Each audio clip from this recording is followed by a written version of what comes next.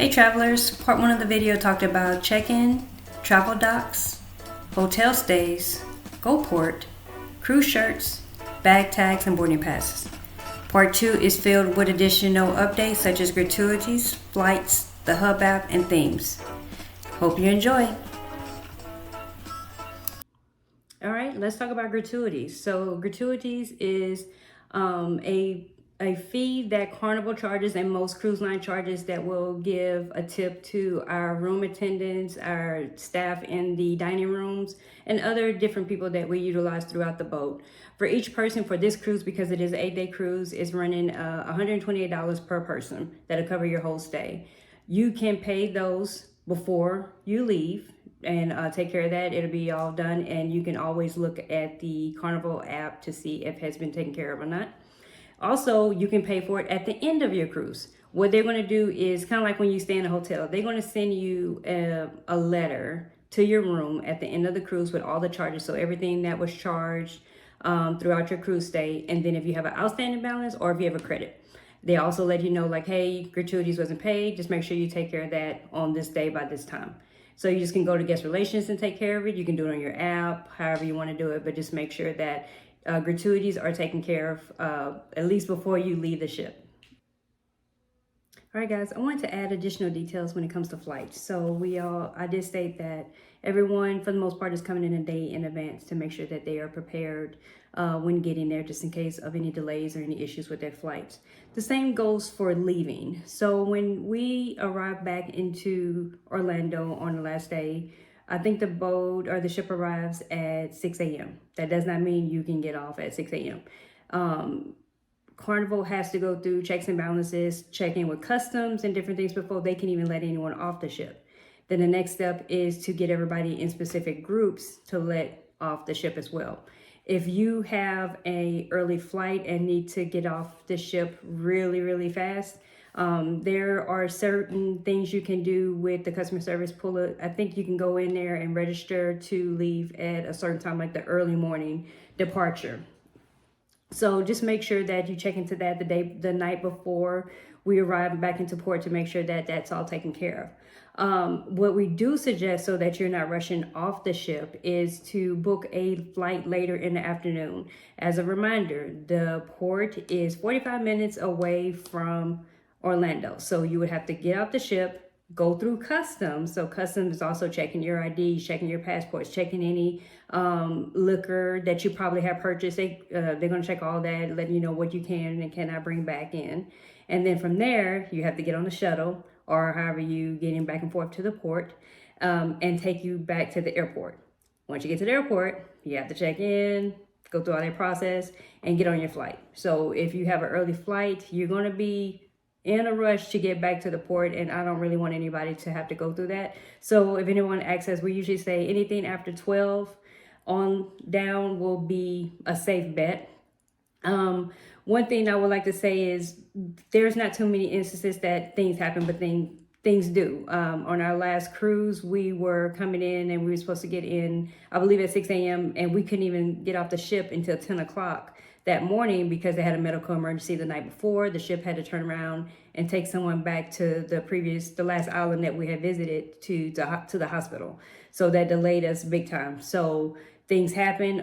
Thankfully, we had a late flight, so we didn't have anything to worry about. But for those who had early flights, probably had to rebook or had to wait longer. You know, any type of situation can happen. So do your best to book to where you're not in a situation of rushing. We don't want anybody rushing. It's still vacation. We're still in vacation mode. Just take your time and get to where you need to get to.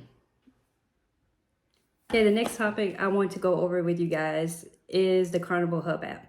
The Hub app is a feature that Carnival is constantly evolving to make sure that your cruise experience is one of a kind. It allows you to book specialty restaurants. It allows you to like a show or send you a reminder to a show that may be coming up. Just in case you get busy doing something else, it'll send you like a 15-minute reminder. Hey, the show's about to start, don't forget. It'll also, if you have a smartwatch linked to your phone, it'll send alerts to your smartwatch as well. The Carnival Hub app works differently now, what you see now, compared to when you get on the ship. when you get on the ship, it's going to say, hey, did you purchase the Carnival Wi-Fi, or do you want to utilize the free Carnival Wi-Fi? If you utilize the lower or the free, I believe it's listed as free Carnival Wi-Fi, it'll sign you in, and then it'll charge you a $5 fee per device. So if you have 4 people in your party, each person will be charged $5. That charge will just automatically go to your room. So if you see a $5 charge come off your room account, that's what it's for. So this allows you to, again, see events. You can't book an event, but you can set reminders to events.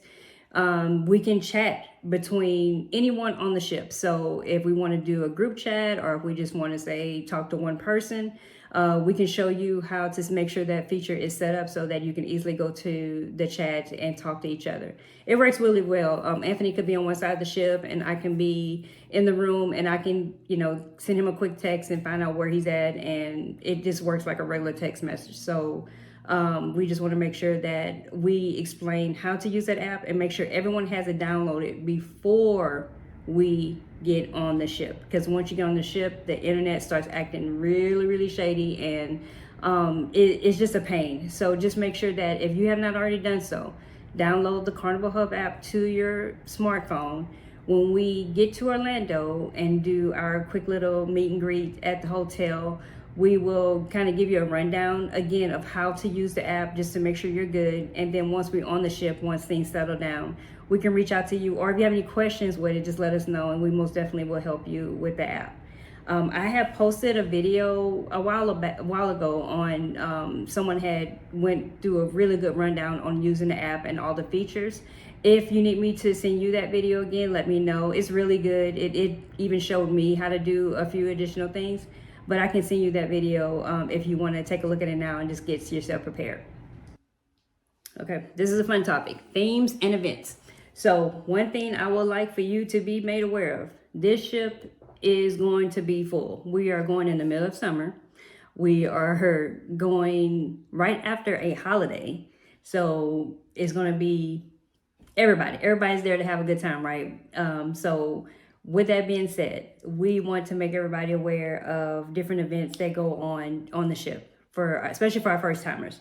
One thing that me and Anthony love to do are our comedy shows. They have been great, and one thing we like about these new XL ships are that every night they rotate comedians. So I believe when we went on Carnival Celebration, we saw 3 different comedians and all were great.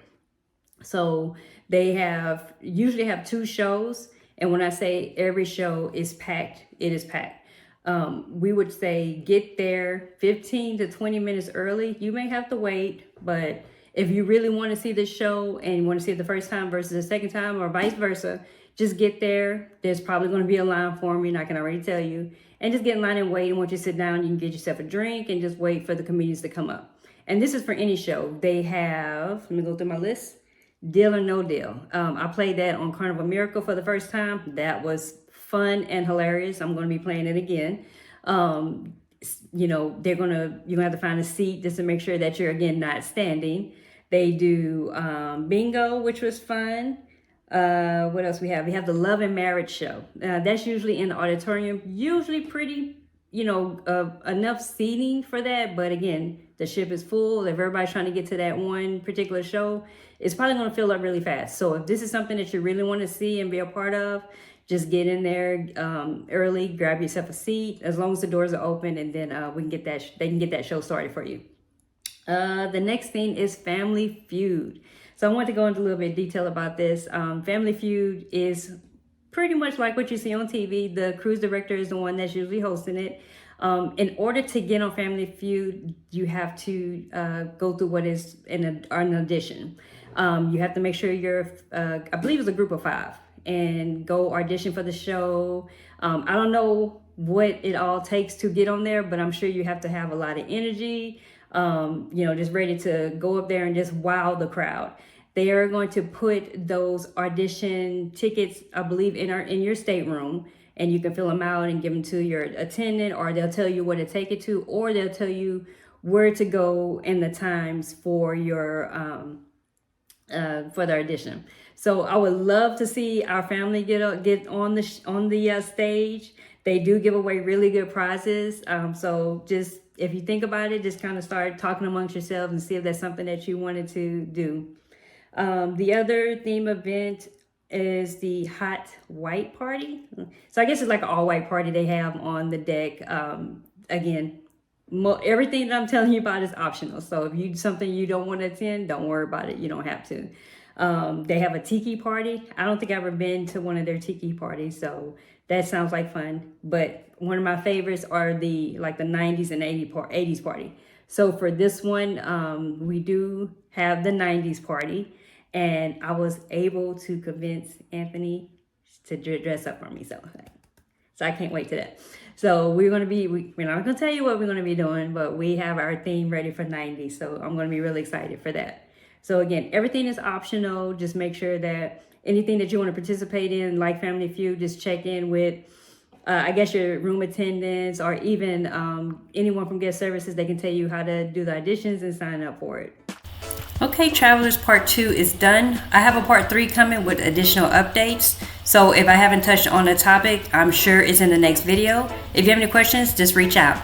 Talk to you soon. Bye.